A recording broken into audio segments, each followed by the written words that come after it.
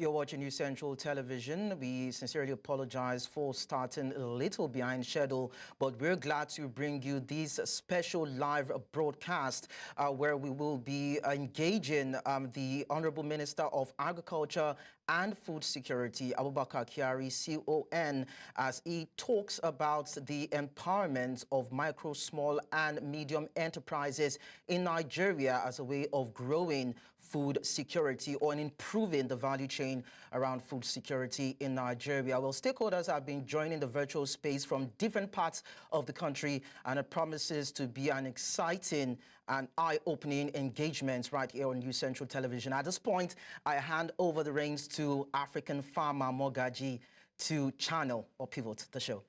Thank you very much. Good evening, everyone. This is an unprecedented event. I want to thank you. We see that people have logged in from all over the world, various states in Nigeria. It'll be good to know the states in which you are logging in from, though we've seen some people show that earlier. A huge thank you.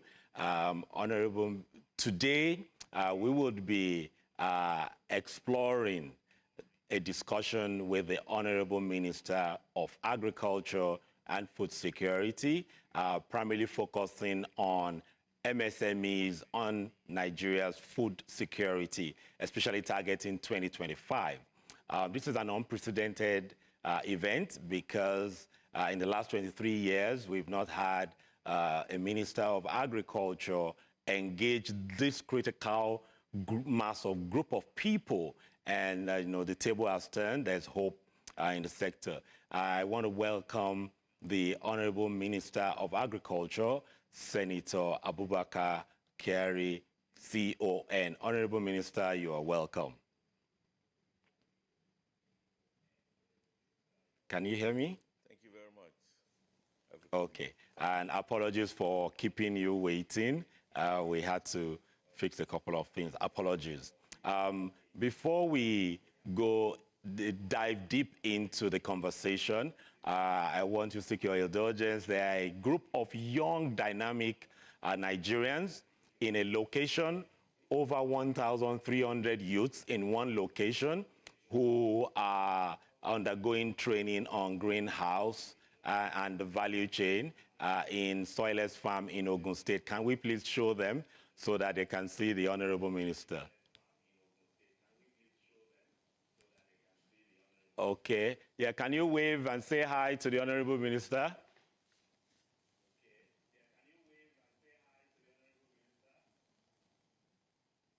Yes, I know. Okay, they can see. All right, can you wave properly? Okay, fantastic. So there you will have a group of over 1,300 youths from 31 different states in Nigeria who are currently undergoing greenhouse farming and modern farming. And they are part of a series of batches that have gone through the training. Over 8,000 have gone through that training, which shows that Nigerian youths are ready to take charge and feed the country.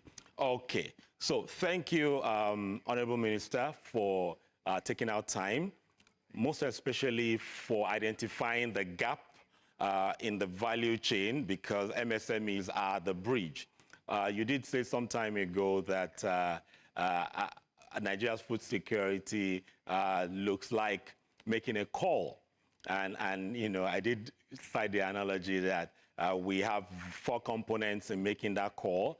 You have the masks, you have the SIM card, you have the airtime, and you have the hand phones. The mast is government, and at all levels, local government, state and federal. The SIM card, the commercial farmers, and you also have the smallholder farmers, and you have the handset, which are consumers, and finally, the airtime. And the airtime, you said, are the MSMEs. And the MSMEs are the bridge between policies and feeding the people. So a huge thank you for identifying this gap. And we have so many people all over at this point in time engaging you. So thank you. So today, let's put perspective to what we're doing today. The Honorable Minister will be listening to us. So the conversation is gone are the days where there will be ideas and we would give it, design programs and bring it.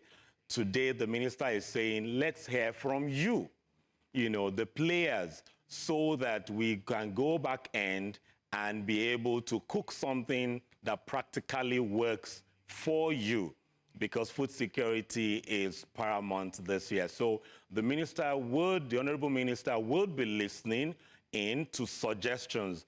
Please, we would appreciate if you keep it to suggestions because the time is very brief.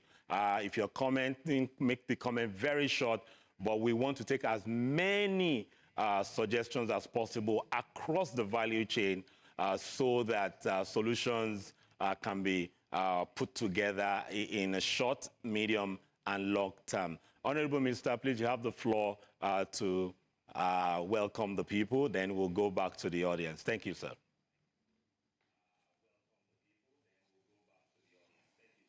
Thank you very much, African Farmer Mogaji, and viewers and everybody that's participating on this online program. I'm highly excited, and it's an honor for me to be part of this dialogue, which started as a result of some conversation that we started with African Farmer Mogaji, and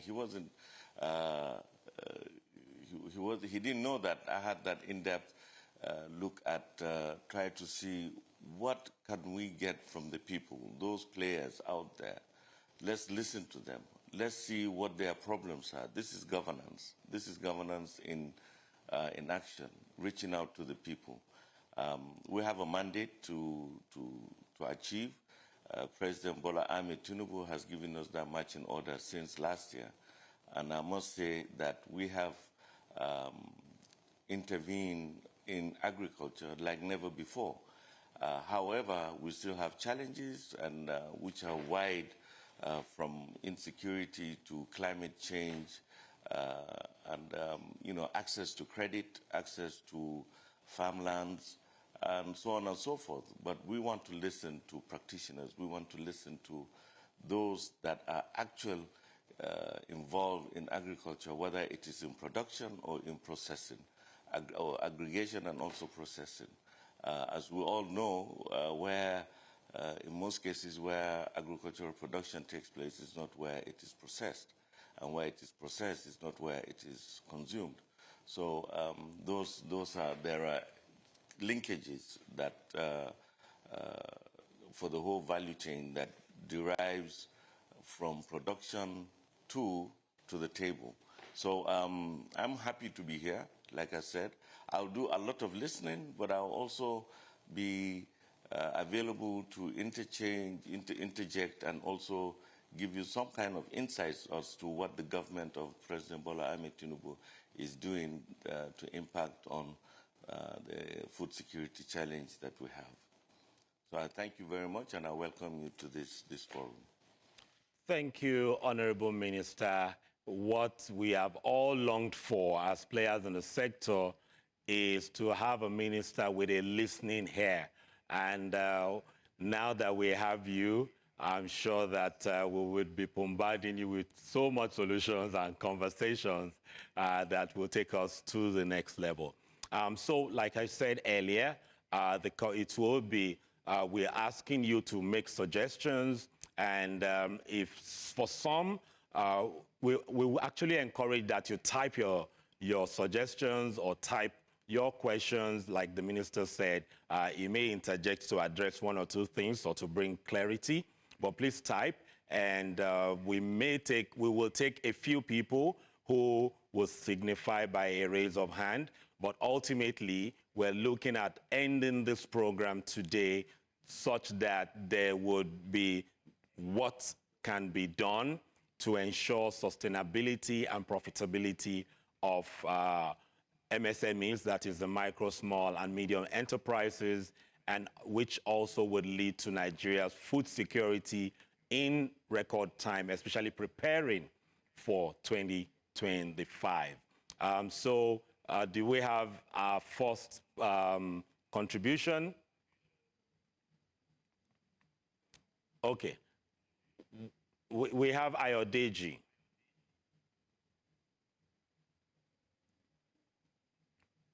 We have Ayodeji. Ayodeji, you have the floor. Please keep it to a minute, straight to the point, so we can allow others to engage. Okay.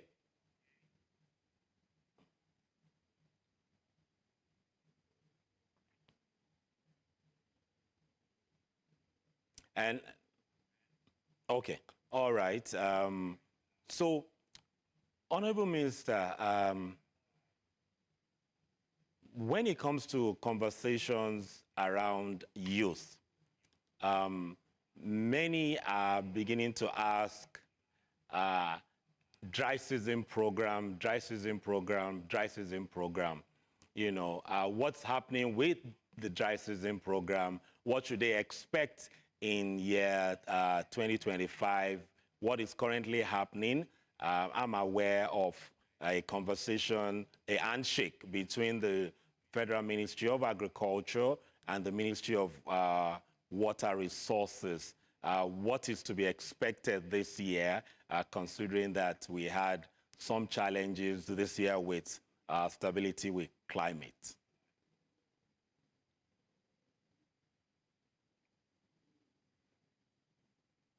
Well, thank you very much, African farmer. You've touched on a very sensitive issue and something that is very dear and key to this administration. As you are well aware, in the past, agriculture is mainly concentrated during the rainy season, the wet season. Only in certain areas where we have the river basins where there's irrigation. But we are also challenged, never before like now, due to climate change, something that is a phenomenon that is, has affected not only Nigeria, but the whole of the world in terms of irregular pattern of rainfall, flooding, droughts, and then here we have desertification, we have erosion, we have coastal, water that is invading farmlands. What we decide to do here is that because of those factors, we try to encourage as much as possible dry season farming. Last year we started with the first phase where we impacted on the cultivation of wheat, where we cultivated about 118,000 hectares of wheat and got over 400,000 metric tons of wheat. Now, wheat is a very hard crop to cultivate simply because it has its own climatic conditions for growth, for cultivation. It usually in the temperate, cold seasons of Harmattan, and basically now we have only about 16 states. Last year was 15 states, and for the first time, a state from the southern part of the country, Cross River, joined the wheat-producing states this year, and that's when last week we were opportune to flag off the wheat season in Cross River State. So I'm happy to inform the viewers that at least we have Cross River joining the wheat-producing states. Wheat is a very valuable crop to us. We spend over $6 billion importing wheat, and we believe that if we can achieve some sustainable level of production, we will save a lot of foreign exchange importing wheat. Wheat is something that is, of course, we all know, we consume wheat almost every day, from the gala in the traffic jam, to the bread on the breakfast table, to spaghetti, pasta, cake, and so on and so forth. So even, in fact, in some parts of the north, we have swallows made of wheat. So it's a really staple food around the country, and we really need to incentivize that and reduce the dependency of imported wheat. The second phase is that of the rice, maize, which is corn, sorghum, cassava, which is also a crop that is consumed across the country.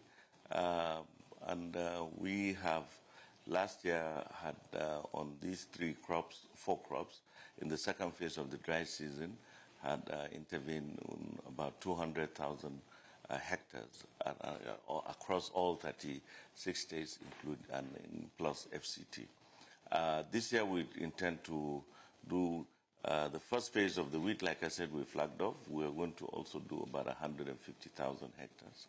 And the second phase, we would do about 300,000 hectares of all the various crops.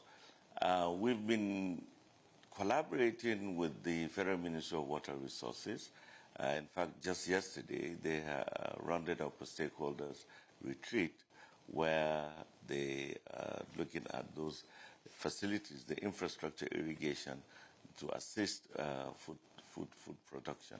And the Honorable Minister, we were together yesterday, we had a good, valuable meeting where we're going to collaborate in some of these areas, those river basins where the irrigable land that is available for cultivation of staple food crops.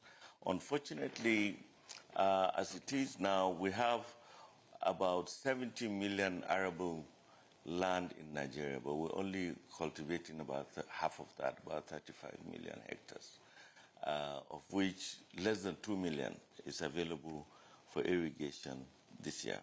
So there's a lot of effort by His Excellency the President in trying to boost the irrigable land available for agriculture within the next 2025 budget. That is the key to lifting our productivity in terms of food sufficiency. Nigeria's population grew by 5.4 million last year.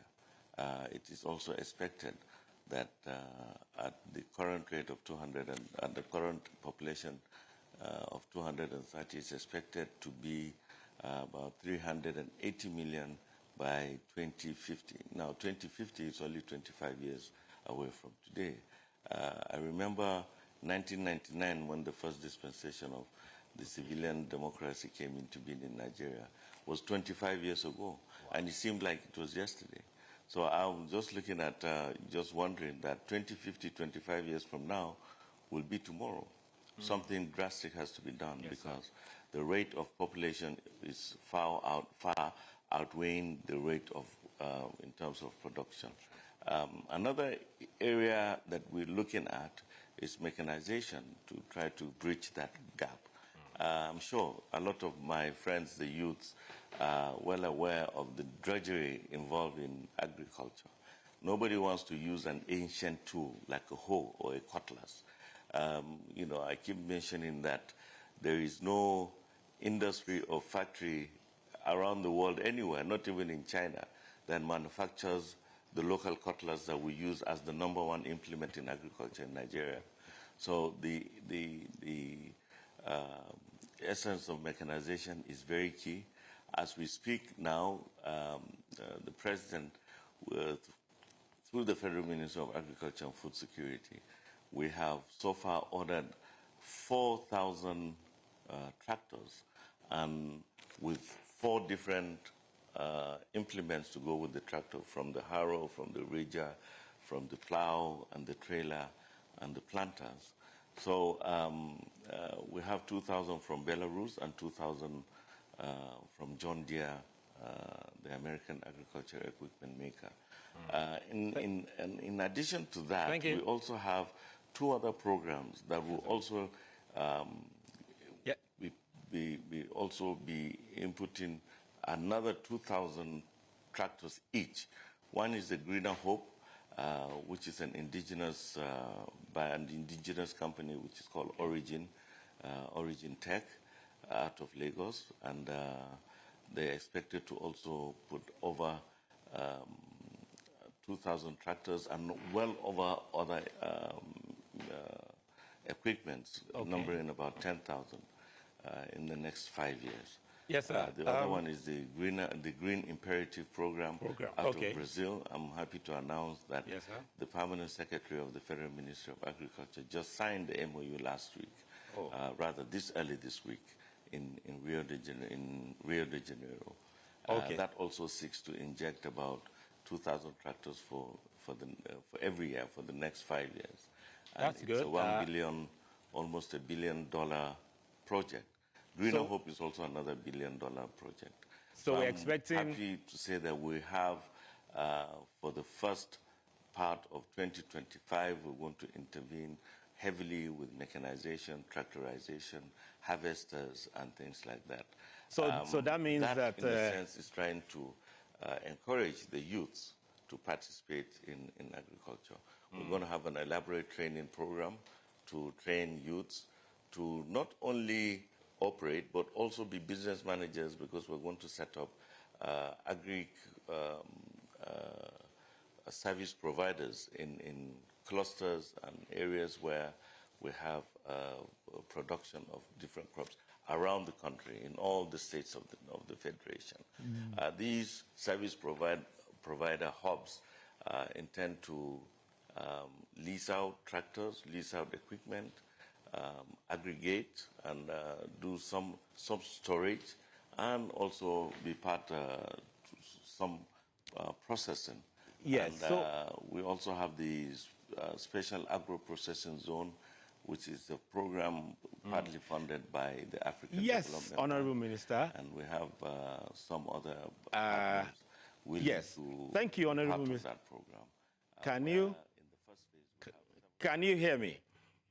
Okay. Based on the conversations around engagement of youths, can you hear me? Okay. I heard we have someone online that would want to ask a direct question. Debo, you have the floor. Thank you very much, African Farmer, for this opportunity.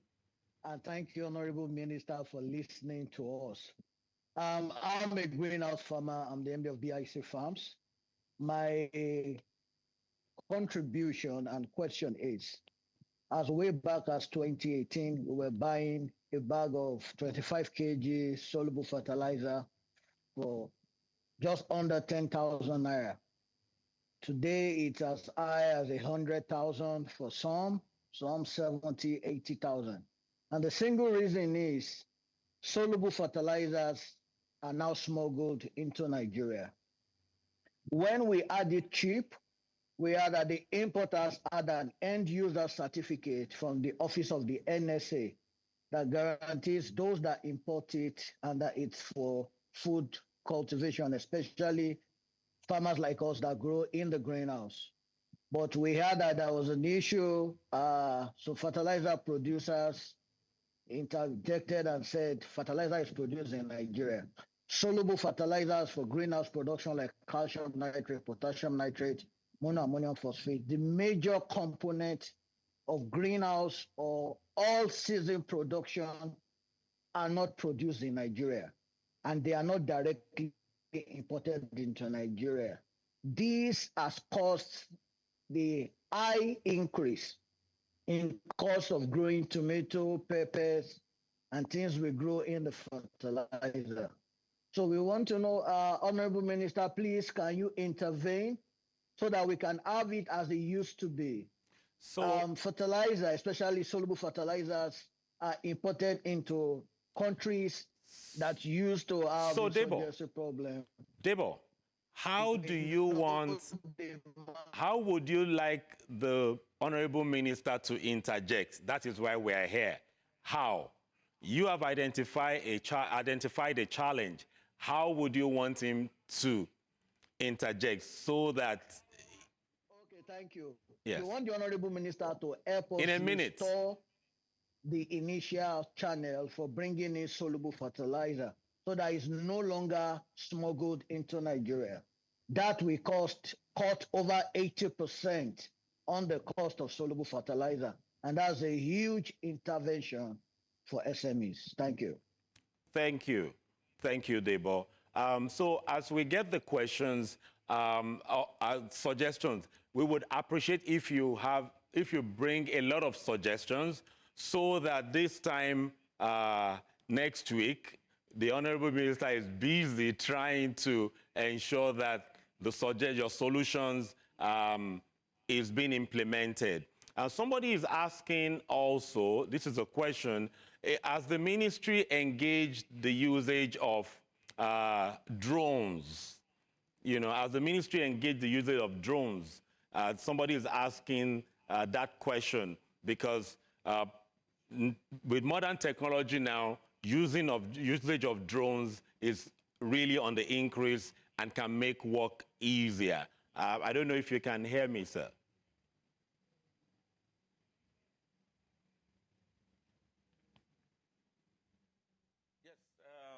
I actually just mentioned it in my remarks earlier.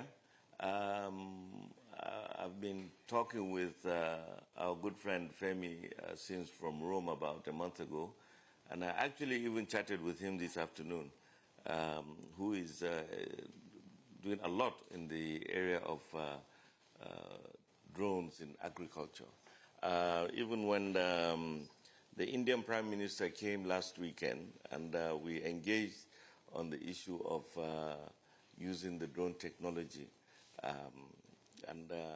We haven't started using it, but I know a lot of people out there in the field are using it, and we believe that that's the way to go, especially in terms of pest control, in fertilization, in seeding, and planting of seeds. And drones are very, very efficient, and we'll be able to utilize that. And we will do that a lot. We will, as soon as our engagements with these MSME and those involved in the drone operation concludes. Thank you. So somebody is suggesting that, I like the way they put it, can you use your good office and relationship to mediate between Lagos, Oyo, and Ogun?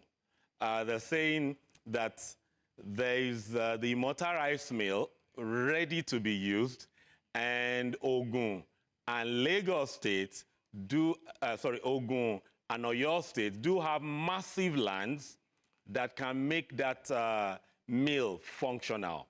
That, you know, they're saying, how can you use your office to engage Ogun State to produce, the governor of Ogun State to produce, the governor of Oyo to produce, to supply Lagos so that we arrive secure?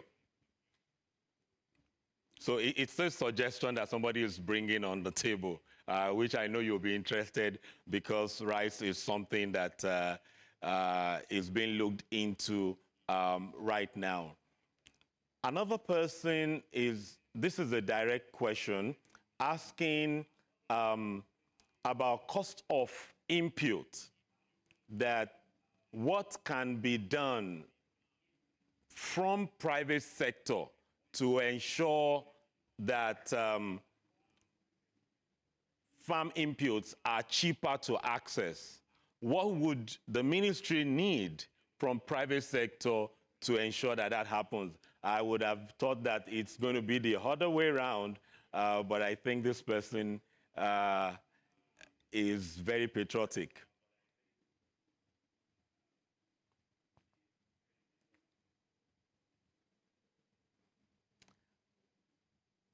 Okay. Yes. Did you hear that, sir? Let me say this. We have quite a number of governors that are very, very hands-on on agriculture. Ogun State is one. I know he has been doing a lot. We've been communicating and sharing some of the achievements that he has done in recent times. And I'm sure we'll be able to, because I'm sure there are areas where rice can be cultivated in in large numbers in both Ogun State and Oyo State. Imota is a huge mill, and we believe it can be able to satisfy the market, especially the heavily densely populated area of Lagos and the southwest. Let me go back to the earlier question about the soluble fertilizer. I have received a lot of complaints with some of the greenhouse operators on the issue of soluble fertilizer.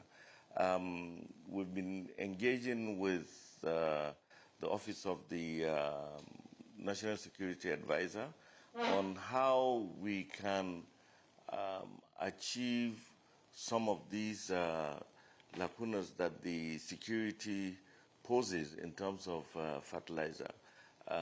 Yes, the soluble fertilizer is being smuggled and it's a bit expensive, but we are working on how we can regulate and see where we can have certified importers to bring in and also sell those fertilizer. And that's a very good issue, because we are also on the verge of intervening in the greenhouse production.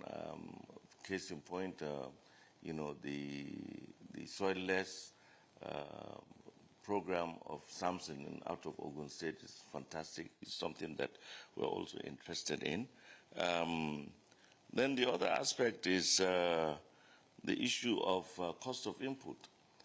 There are macroeconomic issues that have impacted on cost of fertilizer, but we must also give credit to Mr. President on taking some of these painful decisions so that we can,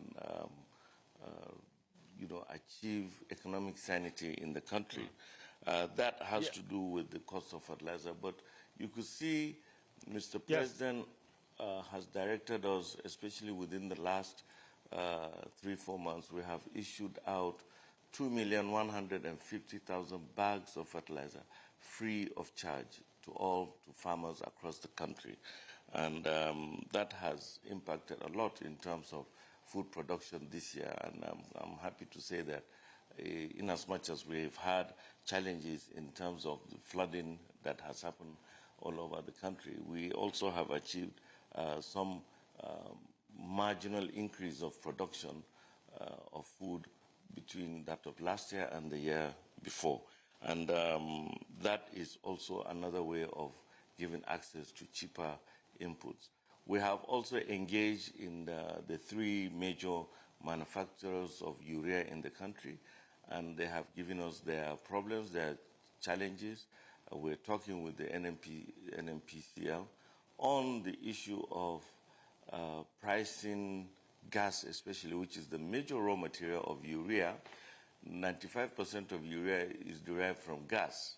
And unfortunately, gas is priced and indexed to the dollar. So whatever happens to the dollar in terms of naira also ultimately impacts on the price of urea. Urea also makes up about anywhere between 35 to 38% of NPK, depending on the formula of the NPK. So you could clearly see that that also has an impact, even though urea is manufactured locally, but we believe that we can also work the input, just like it's happening with the Dangote crude refining that is indexed to naira. I think we will be able to achieve that, and very soon I'm sure we'll achieve that, and that will also impact on the price of urea, which will invariably be will reflect in the price of NPK. Thank you, Honorable Minister. We would like to go on a very, very short break.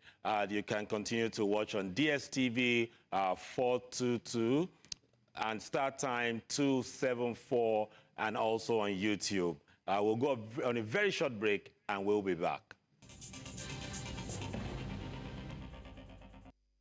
You're welcome back to this unprecedented engagement, a discussion with the Honorable Minister of Agriculture and Food Security, Senator Abubakar Kyari, CON.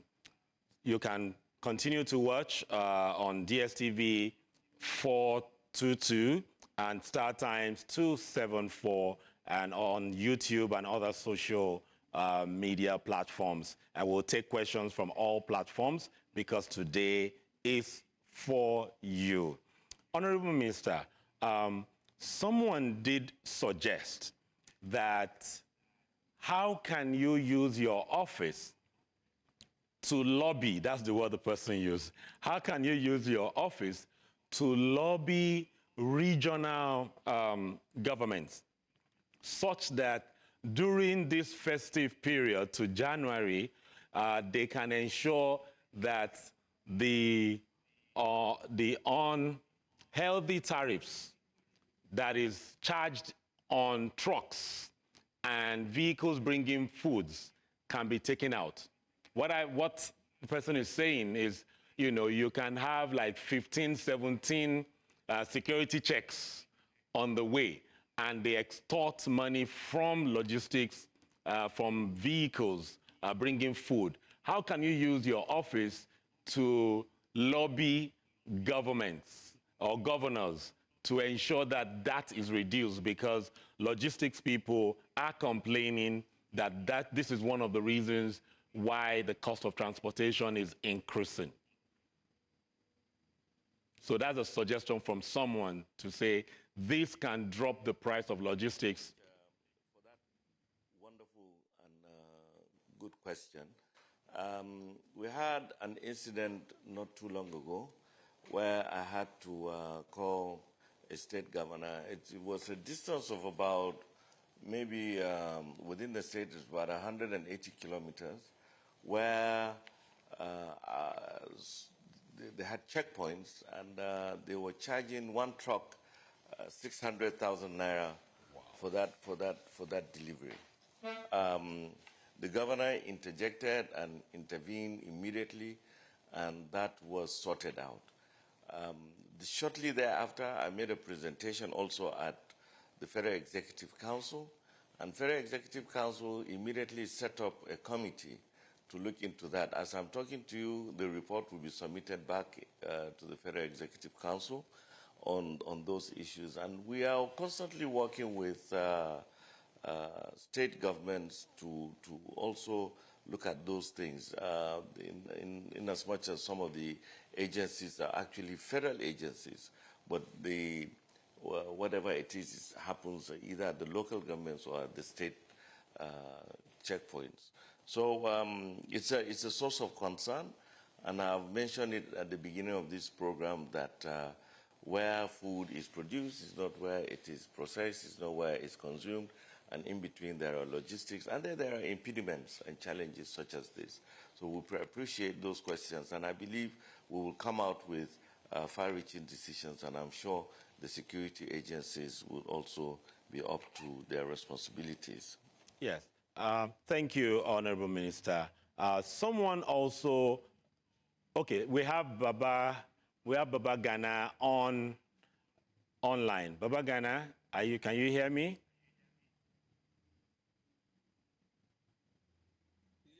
Sir, I can hear you. Okay, please go ahead. I can hear you very well. Can you hear me? Yes, I can hear you loud and clear. Okay. First, okay.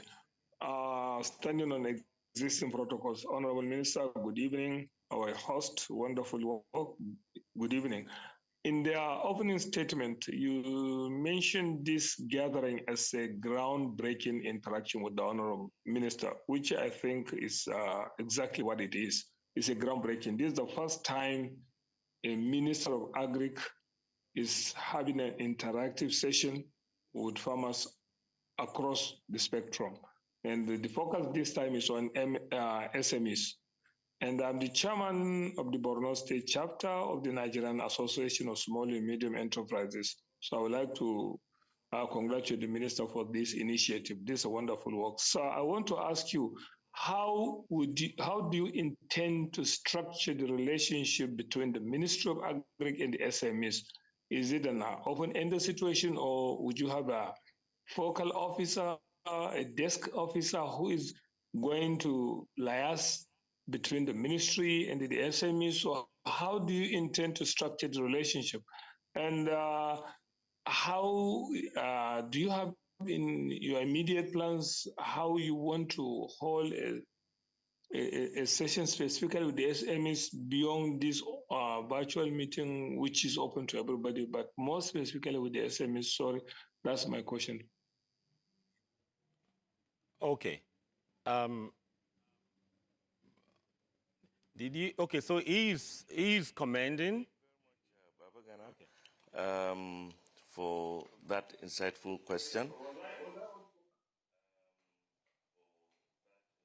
Please go ahead.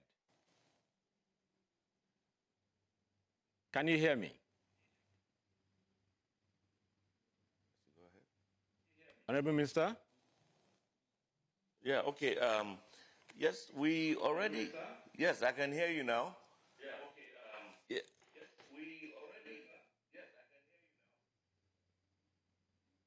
I think there's a clash on the audio, but let me just continue speaking. There's a bit of delay. Regarding Babagana's question, we already have a department which is headed by a director.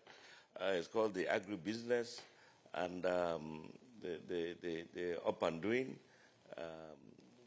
What we need to do now is to strengthen that collaboration and that responsibility between the Federal Ministry of Agriculture and Food Security and the organized private sector in terms of the MSME.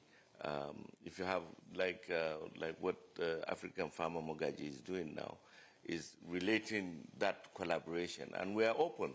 We're open to that collaboration. We are extremely excited that this is happening, and we will do whatever it takes to make sure that we achieve the necessary impact in terms of the challenges that we face as a country in terms of food security. Okay, thank you. So I do want to encourage people to ask questions on the News Central's YouTube, Instagram, and X. We have people on standby trying to get the information. So please go on News Central, YouTube, X, and Instagram to ask your questions. This is a question from YouTube, Honorable Minister. And this person is asking, how are you trying to get Mr. President to increase the budget on agriculture to 10%, according to the Maputo Declaration, and I think also Malabo also? How is the budget this year going to be 10% or 20 or 30%? How are you doing that? And it's all, I'll take like 3 questions together so you respond together. Someone also is saying that the government is currently doing or has done quite a lot of intervention in seeds, in fertilizers, in chemicals.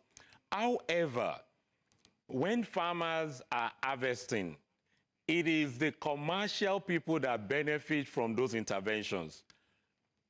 So they're saying, how can the harvest of government intervention in specific areas be plugged directly into MSMEs?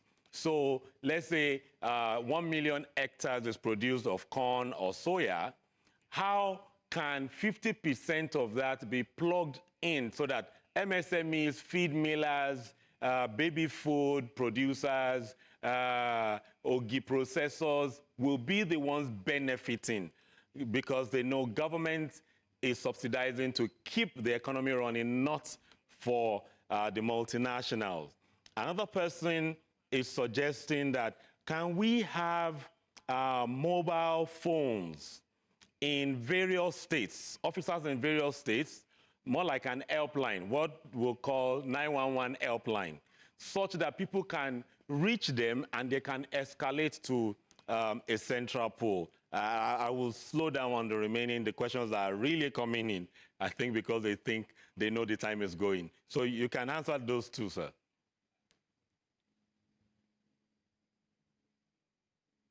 Thank you very much.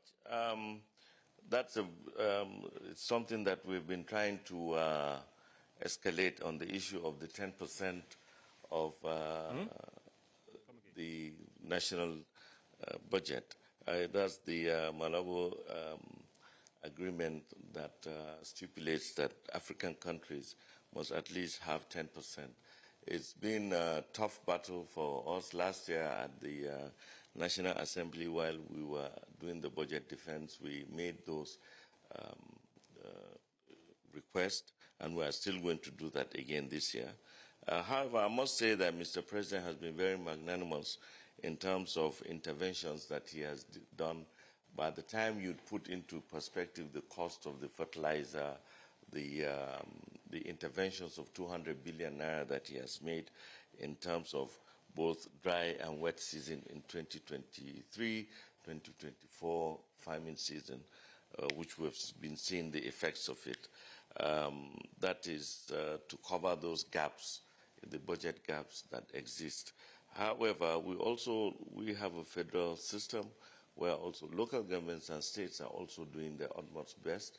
We have not seen interventions, even though we were heavily challenged this time around, but we have seen a lot of interventions in terms of some states that are doing wonderfully well. Niger, Borno, Jigawa, Kebbi, Kano, Kaduna, Kwara, Ogun State, Ekiti State, Cross River, and so on and so forth. I think I'll be castigated if I don't mention any state, but most of the states I have received here in the office almost about 18 governors that have come, and we have collaborated in terms of some of the programs that we have. So there's a lot to be done. I know like I said, Rome is not built in a day, but some of these efforts have started yielding fruits. In terms of government intervention and farmers and, produce, yeah, there are commodity traders there that are doing so much, and sometimes those benefits do not impact directly on the farmers. But this is what we are been crying about all along, is a verifiable farmer data, which is akin to a national census. The Nigerian Bureau of Statistics has mentioned that we have 42 million households in Nigeria that are in agriculture. And that also involves a lot of other occupations that are directly and indirectly related to agriculture. So you could see that if you take an average of even 3 or 4 people in a household, so you're looking at about 160 million people are involved in agriculture. But what we are trying to do, we have already have a collaboration with the Nigerian Bureau of Statistics, with NIMSI, the Nigerian Identity Management Commission, and also with other private sectors, the IT, the ICT, companies, to come up with a verifiable data, the farmer data, so that we know precisely who is receiving the intervention, and these are going to be backed by biometrics and the NIN and what have you. So, and then when we come to aggregation of those, to bring back those interventions, we know who we have given, and we know what we expect from those farmers. The other issue is the outgrower scheme. I'm happy we have a lot of the MSME are involved in actually backward integration to keep up with their supply chain. And once we have the data of those that are participating in such backward integration, we'll be happy to help them. We'll be happy to give them access to credit. We'll be happy to give them interventions so that they can also impact on their outgrowers, so that they can, at the end of the day, aggregate and collect produce for processing. So backward integration is fantastic. And while we're doing that, we have actually helplines, but in collaboration with the NCC, I know there have been challenges in terms of the digital platforms that we're Honorable using, Minister, but we're out there. We have less than like 7 minutes, but we have a lady, EB. I believe we have a few of them. We have Ebai And Esther, you have a floor. You have 1 minute. We have less than 6 minutes to go. Time flies. In 1 minute. Esther? Okay. While we're trying to still get them, someone is suggesting sweet potatoes as an alternative to yams. It matures in 3 months, and it can be grown in any state in the country. And now there's even sweet potato noodles, sweet potato milk. There's a lot of value chain in sweet potatoes that they will want you use your good office to look into sweet potato production and scale. Do we have Esther? If we don't have Esther, okay. Honorable Minister, somebody also is asking. Okay, Esther is on guard. Esther, you have 1 minute. 1 minute. 1 minute.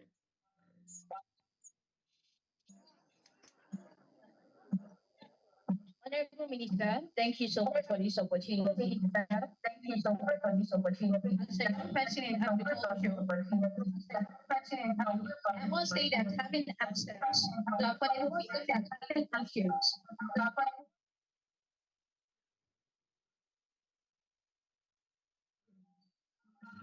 that having access to affordable finance has been the issue.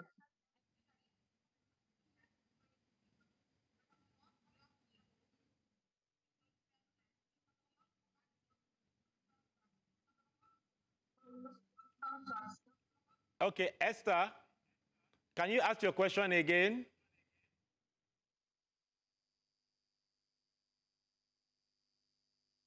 Okay, oh, and Esther is calling from Abeokuta, amongst those amazing youths there. Honorable Minister, I'm sure, Esther. Honorable Minister, I'm sure you would be visiting them very soon. I don't know your agenda, but I know that those youths will be excited to see you. Yeah. Oh, Esther, run away from the speaker so that the minister can hear you, so everybody can hear you from Abeokuta Soilless Farm Lab. Okay, let's give it one more try, Esther. Thank you so much for this opportunity, Honorable Minister. As a young person in agriculture, I must say that having access to issues, I believe that if you have more access to affordable finance, we will be more interested in going into agriculture. As a graduate, and also having served in a private state, I do not mind using my NYC certificate as collateral so I can have access to affordable loans, affordable finance, in whatever capacity. To hear you clearly.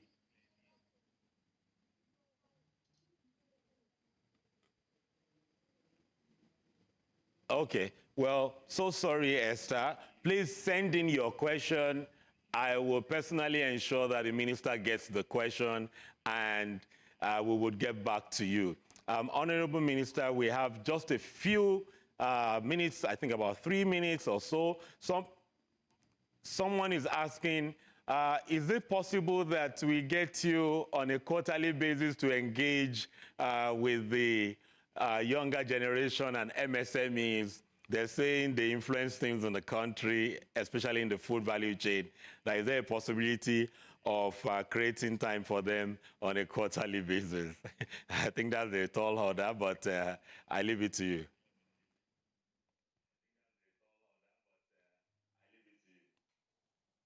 I don't think it's a tall order. I'll be happy to do that.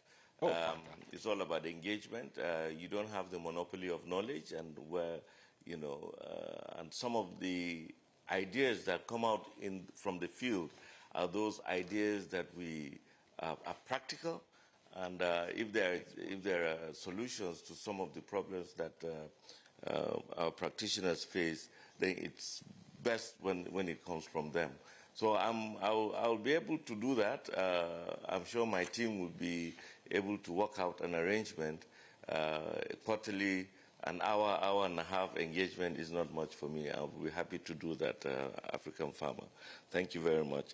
The issue of sweet potatoes. Sweet potato is also another crop that we are also looking at. In fact, I just received an invitation to a program on sweet potato within next week here in Abuja. I won't be around. I'll be part of Mr. President's delegation to Paris. But however, I have already made an arrangement for a high-level interaction on the sweet potato, and I'm happy you are talking along those lines. Sweet potato is something that is we can do and Honorable grows Minister, almost everywhere around the country. We have and less than 30 seconds to go. Your parting words, apologies, we know you have a lot to say. Your parting words, we have less than 30 seconds to go, Honorable Minister. Can you hear me? Oh, I know you are loaded. The First Lady's Renewed Hope initiative, where she does and intervenes a lot of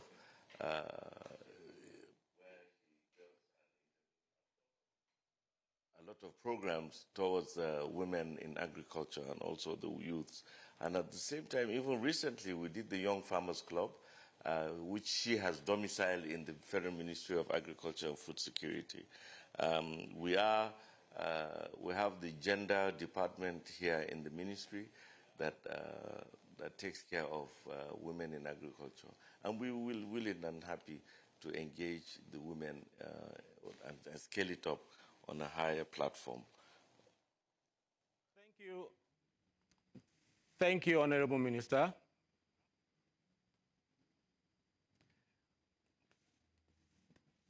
Thank you, Honorable Minister.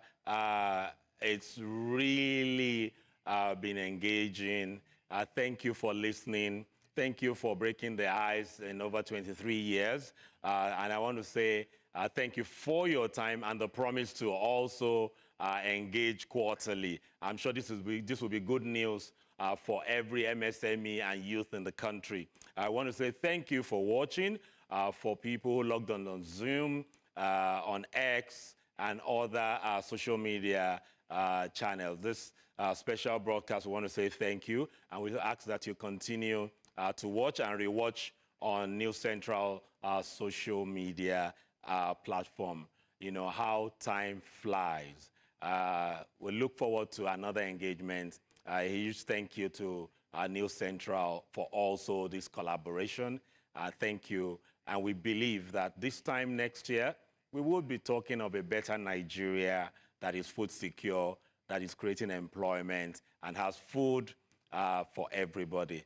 Thank you so much. I'm African farmer, Mogaji, food security expert, and we say, God bless you. See you maybe 3 months' time from now. Thank you.